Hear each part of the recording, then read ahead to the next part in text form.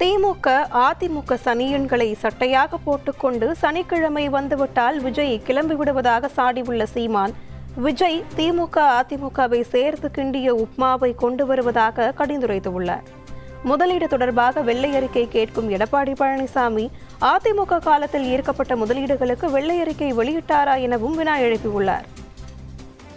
திமுக 2 இட்லி எடுத்துட்டாப்ல, அதிமுக 2 தோசை எடுத்துட்டாப்ல, எல்லா 2ஐயும் பிச்சு போட்டு ஒரு உப்மா கிண்டிட்டாப்ல.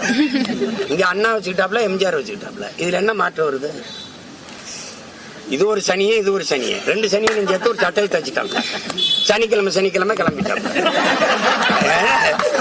நீங்க என்ன இதுல மாற்றம்ங்கிற சொல்லையே அவர் சொல்லலையே. நீங்களா மாற்றம் மாற்றம் மாற்றம் எதிலிருந்து மாற்றம், எப்படிப்பட்ட மாற்றம், எந்தெந்த இடத்துல எந்தெந்த நிர்வாகத்துல எப்படி மாற்றம். கல்வி இப்படி இருக்கு, இப்படி மாத்துறேன். மருத்துவம் இப்படி இருக்கு, இப்படி மாத்துறேன்.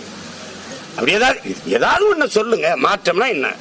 இப்ப இத கேள்வியை கேட்கிறாருல ஐயா எடப்பாடி. அவர் ஆட்சியில முதலீட்டாளர் இழுத்து வந்தார்ல, அவங்க அம்மா ஆட்சியில, அம்மா ஜெயலலிதா ஆட்சியில் இழுத்து வந்தாங்களா? அதெல்லாம் எங்க வெள்ளரிக்க எத்தனை தொழிற்சாலை இருந்தது? உன் தொழிற்சாலை என்ன?